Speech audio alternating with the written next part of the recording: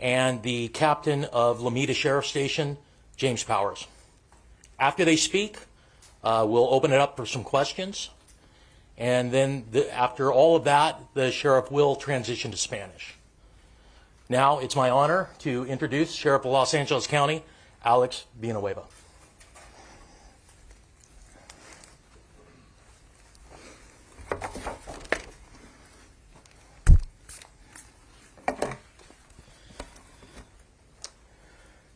Thank you, John. Good morning, everyone, and welcome to the Hall of Justice. This is the headquarters for the LA County Sheriff's Department.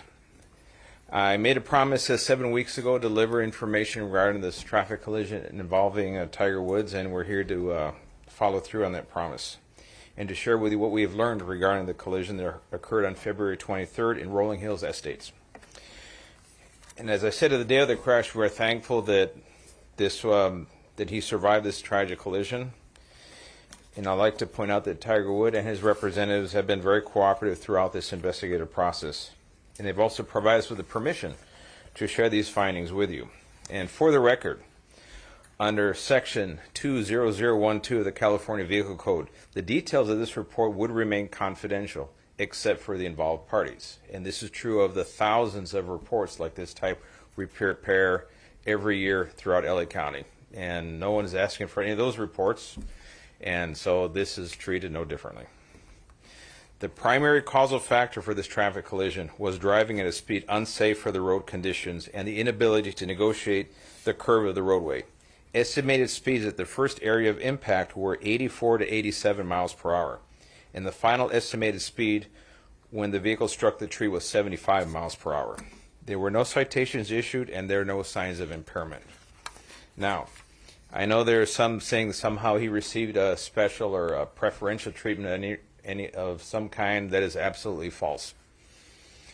There was no signs of impairment. Our primary concern, once we obviously at the scene of the collision, was his safety.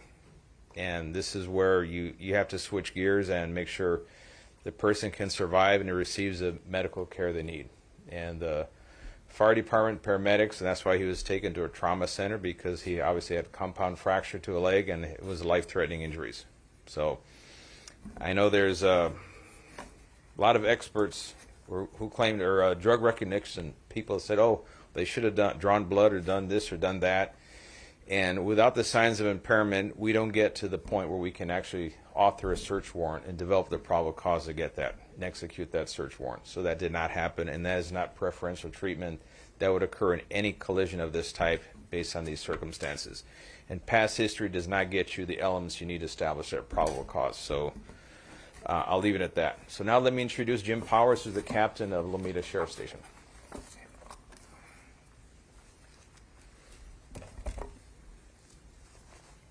Thank you, Sheriff. Thank you for having me here. Good morning. I'm here to discuss some of the details of the traffic collision that occurred on Tuesday, February 23rd of this year at approximately 7:12 in the morning on Hawthorne Boulevard in the city of Rolling Hills Estates involving Mr. Tiger Woods. I'd like to first introduce the deputies that were involved in this investigation. The first responding deputy is Deputy Carlos Gonzalez, who is to my right. Also Deputy Justin Smith, who is involved in the investigation after the fact, and the lead investigator, Detective Johann Schlogel, and then Sergeant Michael Downing from Traffic Services Bureau was involved in the evaluation of the data recorder of the vehicle. So upon our arrival, when Mr. Woods was involved in the collision, we responded. The vehicle was off the roadway and on its side. Mr. Woods was still inside the vehicle, his seatbelt was still worn, and the airbags had deployed. Mr. Wood appeared injured based on his appearance, and to prevent further injury, we waited for the paramedics to arrive to remove him from the vehicle and transport him to the hospital. There should be a slide of an aerial view. The median is depicted on the slide where the first area of impact was. There's a sign on the median that was the second area of impact, which is depicted by red dots. And then the third area of impact was on the west curb on the opposite side of Hawthorne Boulevard. And then the fourth area of impact was a tree west of the curb off the roadway, approximately 71 feet. And the blue dot that's indicated there is where the point of rest where the vehicle was.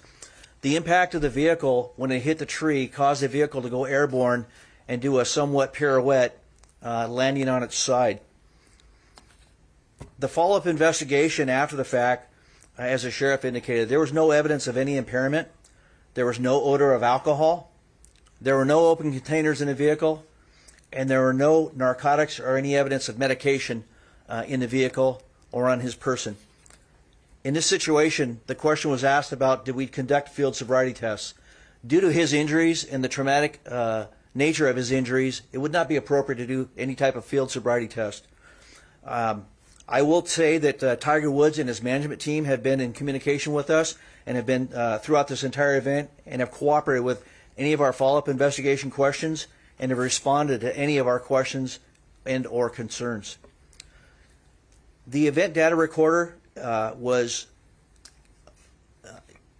investigated, and on March 1st, we examined that data recorder after obtaining a search warrant that was signed by Judge Tony Cho of the Torrance Courthouse.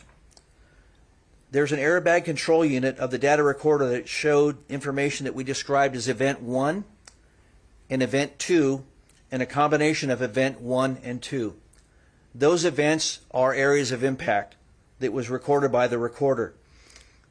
The airbags were deployed, and each event shows a 5-second window, and the combination of both events show a 7-second window prior to the collision and up to the collision.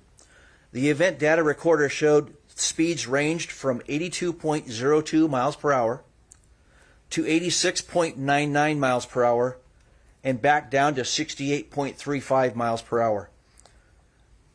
A second reading of this event data recorder is the acceleration pedal percentage, which is the pressure applied to the accelerator pedal during the collision.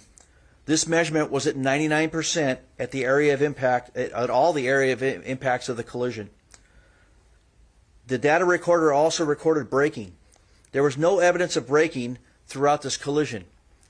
It is speculated and believed that Tiger Woods inadvertently hit the accelerator instead of the brake pedal, causing that 99% rating on the accelerator pedal. Steering was also recorded, and it ranged from a -10 to 55. And this is on a 360-degree circular model, so it indicates that steering was made from the left and to the right, and it's believed that this could be from trying to correct from the impacts and also the impacts itself throughout the collision. Again, the estimated speeds of impact were 84 to 87 miles per hour at the median, 84, and then at the impact of the west curb line, it's estimated the speed was about 75 miles per hour. And these are estimated speeds based on the recordings from the data recorder.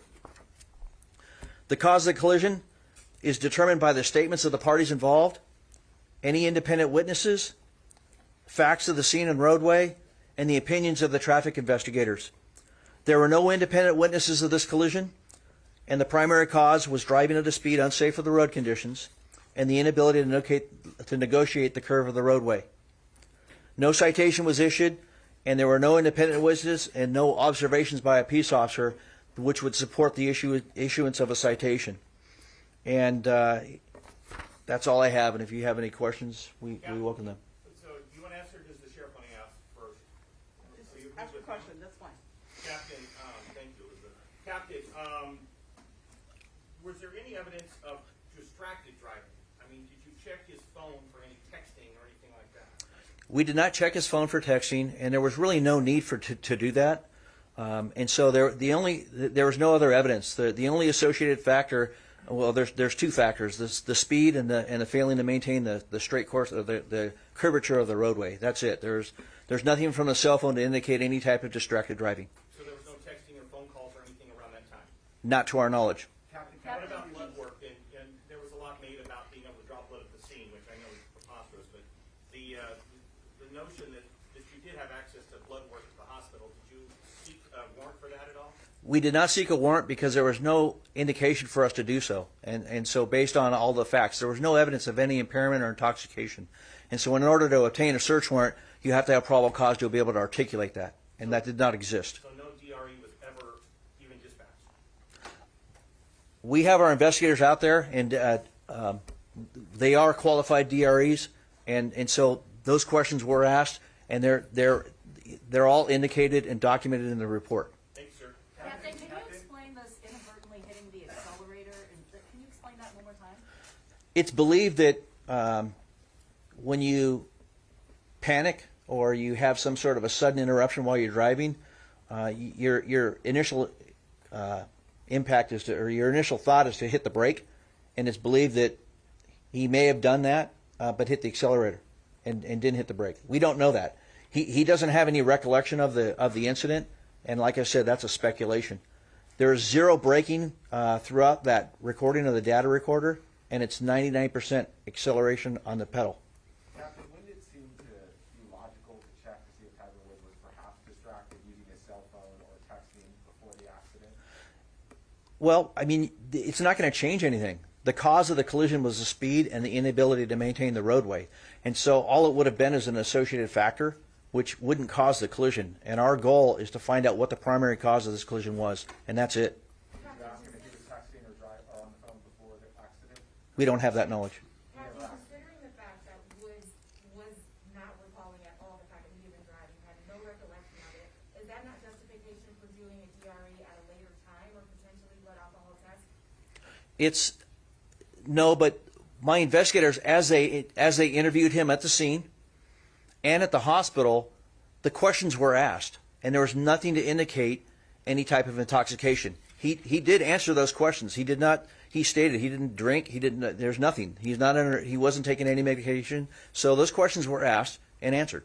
And was there any reason for the excessive speed? Did he justify that at all? At this time, we're going to open it up to the phones. Thank you. Ladies and gentlemen, if you have a question on the phone lines, please press 1, then 0 on your telephone keypad. Captain, this yellow line, is that an accurate depiction of the... And our first question comes from Craig Bickner That's an estimate. with KNX News Radio. Please go ahead. Hi, good morning. Thank you for taking the call. I want to know, based on this vehicle and the way it's configured, it did have some ability for autonomous driving or autonomous capabilities. Do we know if any of those were in use at the time of this collision or before? We do not know that answer to that question, and we did not retrieve any of the information like that from the data recorder. Captain, I think that car's equipped with cameras, too. Do you know if they were rolling on this thing? Which camera, sir? I believe that car can be equipped with cameras, like a dash cam. I don't believe that car had any cameras equipped. Captain, did Woods give any reason for the excessive use? No, he has no recollection of that collision, so he's not even aware of the speed until it was presented in this case. Captain, how would you describe that speed for that situation? It's unsafe for the conditions, just like the vehicle code reads. The speed limit posted is 45 miles per hour, and he was driving in excess of that, and it caused the collision, so it's unsafe. Do you know how long he was traveling at that high rate of speed before the collision? No, I do not. All I know is a 7-second window that was recovered from the recorder. Can you explain why there's not a citation if he was driving at an unsafe speed? Part of it was because of the circumstances that he endured throughout the collision, and the fact that in order to issue a citation, it usually you have to have something to indicate an independent witness or an observation by a peace officer. And so I can't just inadvertently go out and write tickets. And I mean, you can do it, but it would be kind of, I don't want to say a waste of time, but a lot of the courts will dismiss it because it wasn't observed by a peace officer. Captain, had somebody else been injured in this crash? How different would this investigation be? What kind of questions would you have wanted answers to that you didn't look for now? Well, if there was a significant injury or a fatality, then we definitely would have investigated it further. Do you think you asked enough questions and got enough answers from Tiger Woods? Absolutely. Captain, did he try and correct his steering at all, or was it basically straight off the road like this? There's indication of steering, whereas I gave the examples of the steering. So there was steering in the vehicle at the areas of impact, and it's unsure if it was him trying to correct the situation or if it was the impact of the vehicle at the areas of impact that caused that by the movement of the vehicle. The first impact is what I'm sorry? he drove, the first impact he drove right into it. It wasn't even correct at all. It's a raised median, so there was impact, and it did have an impact on the vehicle. Yes. Captain, can you tell us a little bit about your conversations with Tiger Woods in the moments that led up to the accident, what he remembers, what he doesn't recall? I can, in what I've reviewed in this situation, he was in a state of shock at the onset of that collision. He was awake. We helped him sit up a little bit, and then we tried to extract him from the vehicle by breaking the sunroof, and it wouldn't break. And so we waited for the fire department. So he was, I don't want to use the word alert, but he was kind of dazed and confused, being in a state of shock. And then he was interviewed at the hospital as well, and he was coherent. His speech was normal, and there are interviews of him at the hospital where he's answering questions in the emergency room. My question is leading up to the car accident, what he remembers doing moments before the car accident. What did he say he remembered doing before the crash? I don't have the answer to that question. That I assume the questions were asked, if he was distracted. Well, I know that I know that there was allegations of an incident that occurred prior to the collision, which I reviewed video footage, and he was. I watched him on video walk out to his car, put his personal belongings in his car, and drive off the property. And he was driving very normal, very slow, as he began driving, to the point where it didn't appear that he even hit the accelerator. He took his foot off the brake and allowed the car to roll away. He made complete stops at 2 stop signs and stopped for a traffic signal before entering the highway. And so there's no evidence of any increased speed or rush behavior. I guess leading up to the crash, though, was Tiger Woods late to an appointment? Was he on his cell phone? What did he tell you about the moments leading up to the crash, why he may have been traveling at that speed? I don't believe he recalls that. The only statement I recall seeing in the report is that he had a long day the day prior. We can take another question from a caller. Thank you. Our next question on the phone comes from Brendan Geoffrion with TMZ. Please go ahead. Hi, Sheriff. The sheriff said the day after the accident, no crime was committed. This is speeding and reckless driving that we're talking about. So how did you arrive at the conclusion that there was no crime? Well, speeding is an infraction, and it's not criminal in nature like a misdemeanor or a felony, and there's no evidence of reckless driving. So that statement was never made. Another question is, if Tiger was driving 85 to 87 miles an hour in a 45 zone, why no ticket for reckless driving or speeding? Because reckless driving, you have to have multiple violations in conjunction with one another, like multiple unsafe lane changes, passing vehicles in an unsafe manner, kind of like road rage stuff, and that did not exist here. Therefore, reckless driving is not appropriate.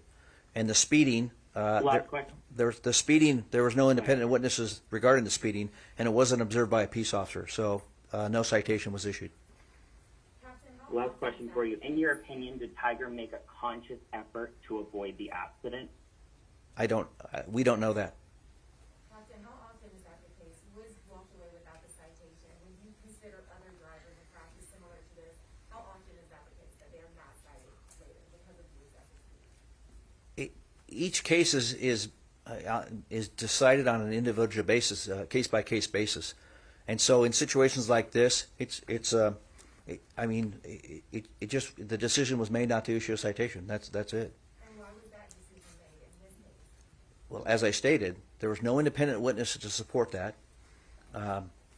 saw the violation, and there was no deputy sheriffs or peace officers that witnessed the violation. Let me add to that real quick. The decision not to issue a citation would be the exact same thing for anyone in this room who went through the same situation, a solo traffic collision. There's no witness. It's an infraction only, and we're not going to issue a citation on an infraction not committed in a peace officer's presence or independent witnesses, period. That would apply to everybody. So any inference that somehow is special is false. Despite the evidence that you have on the event data recorder? The event data recorder, that tells us physically what happened, but we need a human being to witness it. There was quite a bit of discussion after this accident about this particular stretch of roadway? Yes. Have there been adjustments made on the roadway? And how much of this accident do you blame on the roadway versus the driver? Well, this stretch of particular roadway, I believe we spoke a few weeks ago that it had, I think, was it 13 or 14? 14 traffic collisions if you're going like a quarter mile prior to quarter mile after that stretch of roadway in particular. So it is hazardous. It encouraged it just by the design is straight away going downhill into a curve. People are approaching it with way too much speed for the conditions of the road. This has been brought to the attention to the supervisor, Janice Hahn, it's in her district, and they are trying to address that with some ways of traffic control to slow down the speed. How much do you blame that particular roadway for this crash versus the driver? Well, it's the driver bears the responsibility regardless of the roadway, as long as the roadway is designed with the basics. However, this stretch of roadway in particular has a little bit more than the average share of collisions, so they need to rethink how this is designed and what we can do to slow down the traffic. Sheriff, if Tiger Woods had been involved with another vehicle and he had injured somebody, would he be facing some pretty serious criminal charges? On the same conditions, no. If there was an issue of an impairment or reckless driving, and then by extension there's a victim from another vehicle, then there would be a consideration. But we don't have either reckless driving, we don't have any evidence of impairment, so no, that would not apply. But it also seems as though you guys didn't apply for a search warrant to see if you were captured as distracted. To apply for a search warrant, you have to have probable cause. And to get probable cause, you need to have a building blocks of elements to indicate that someone potentially committed a crime. And that's higher than just a reasonable suspicion. And we do not have those building blocks to get to a probable cause. So therefore, you cannot approach a judge with a search warrant just because, well, we knew he had trouble in the past or something, therefore, can you sign this? And the judge is going to say, get out of here. All right, at this time, it's going to transition to Spanish. Will you be able to answer questions non-crash related? Sure. Thank you.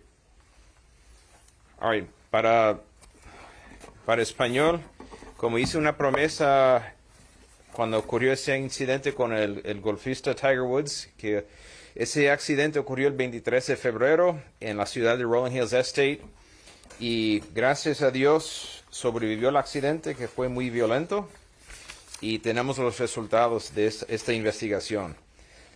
La primera causa que por lo que este accidente ocurrió fue la velocidad demasiado alta para las condiciones de este estrecho del camino, del Boulevard de Hawthorne. Y la segunda es el que iba manejando Tiger Woods no pudo manejar la curva después de una recta. La combinación de esos dos factores fue el resultado de ese accidente y la causa del accidente. Se estima que su velocidad era entre 84 y 87 millas por hora al momento del impacto con el centro de la calle. Y cuando chocó con el árbol al otro lado de la calle, al lado oeste de la calle, andaba a 75 millas por hora. Y no fue citado por alguna infracción del Código de Vehículos de California por no haber testigo presente y no hay evidencia de que estaba manejando bajo los efectos del alcohol o de alguna droga, y no hay causa para obtener una orden de búsqueda para información para, por ejemplo, de análisis de la sangre, cosas así. Y esos son los resultados, y cualquier sugerencia de gente que se llaman expertos de que recibió algún tratamiento preferido por ser célebre son totalmente falsos. Nosotros hacemos miles de estos reportes cada año, y el Código de Vehículos de California, la sección 2012 o 20012, dice que solamente los que son participantes de un accidente automovilístico son los que pueden recibir el reporte, nadie más. Y entonces fue por la cooperación de Tiger Woods, y él dejó salir a la luz pública el accidente, que podemos hablar de esta manera. ¿Alguna pregunta en español? ¿Ustedes verificaron el celular para saber si Tiger Woods iba manejando y enviando textos al momento del accidente? Para obtener los datos del teléfono celular se necesita también una orden de búsqueda. No tenemos los elementos para establecer esa razón para tener esa orden de búsqueda. Pero según él, no lo andaba haciendo. Señor Villanueva, Sí. Gracias. ¿Se le dio trato preferencial en este caso a Tiger Woods? No, en ningún momento. Nuestra primera preocupación es sus heridas eran muy serias, de vida o muerte, y queríamos rescatarlo, salvarle la vida y salvarle la pierna, y los paramédicos, los bomberos lo llevaron inmediatamente a un salón de emergencia de la primera categoría. Ellos pasaron a varios hospitales y fueron al Hospital General, was it Harvard? Right? Harvard General? Sí, ahí donde tiene un centro de trauma. Pero en un caso como este, señor Villanueva, ¿no es normal de que se le haga una prueba sobre alcohol o sobre drogas cuando hay un accidente de esta magnitud? No, tiene que haber, para hacer eso, tiene que haber elementos que dicen que había una embriaguez de alguna forma. Si están los elementos, no podemos hacer esa prueba. Esas pruebas son muy intrusivas y se requiere por la cuarta enmienda de la Constitución de los Estados Unidos, la Carta de Derechos, se requiere tener causa probable para entonces buscar esa orden de búsqueda que nos permite obtener análisis de sangre, los datos de los teléfonos celulares, por ejemplo. Sin tener esos elementos para causa probable, no se permite. Eso es la Constitución y esa Constitución, esos derechos aplican ya sea a Tiger Woods como a cualquier persona aquí, como a cualquier persona en la calle. Si iba a alta velocidad, entonces, ¿por qué no recibió una multa, señor Villanueva?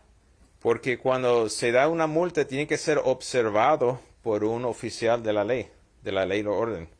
No puede ocurrir remotamente y después lo hacemos. Tenemos que observarlo. Y porque es una infracción, no es un crimen menor o delito grave. Infracciones, tenemos que estar presentes. Okay. I think. Yes, thank you, Sheriff. I was watching a town hall meeting the other day with Supervisor Holly Mitchell, in which she referred to the leaders of the DA's Association, Sheriff's Association, Law Enforcement in LA County as white supremacists. I just wanted to know if you had a comment on that. Well, those comments, I don't expect them from a responsible elected official in Los Angeles County or anywhere in this nation. It's reprehensible, irresponsible, and I think that supervisor owes an apology to an awful lot of people who dedicate their lives to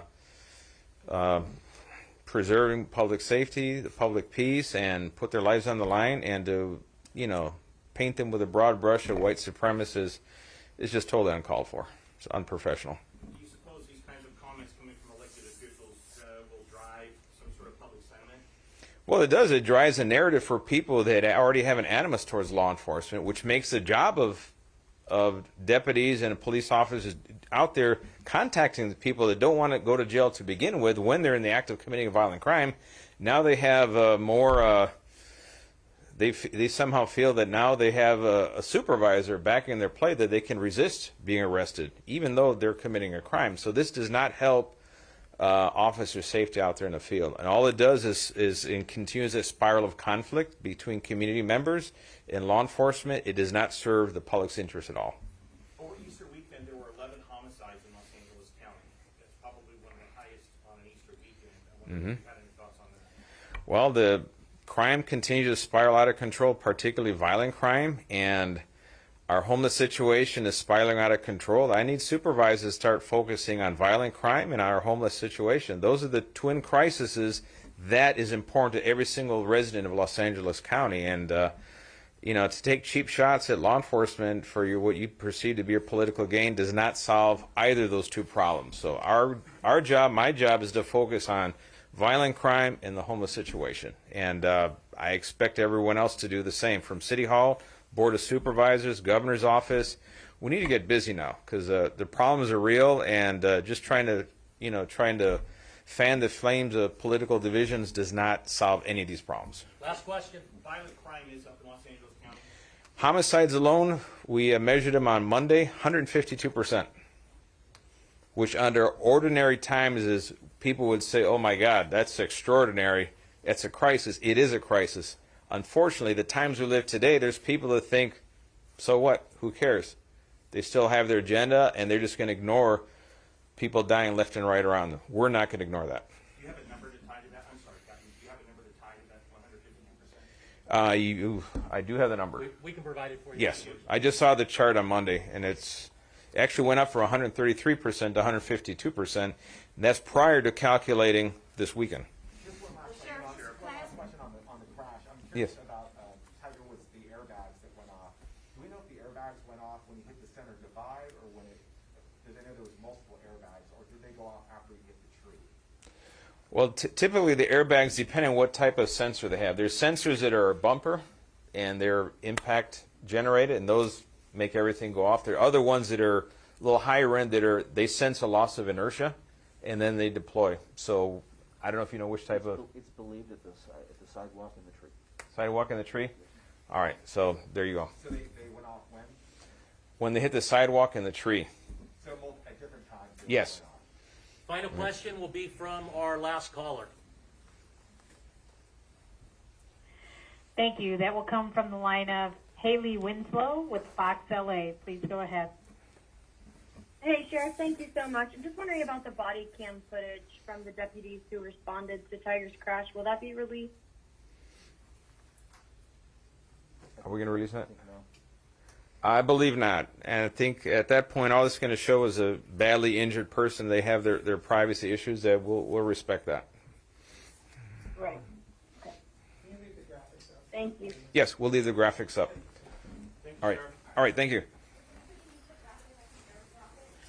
All right, thank you. That concludes the press conference. Have a great day. Sheriff,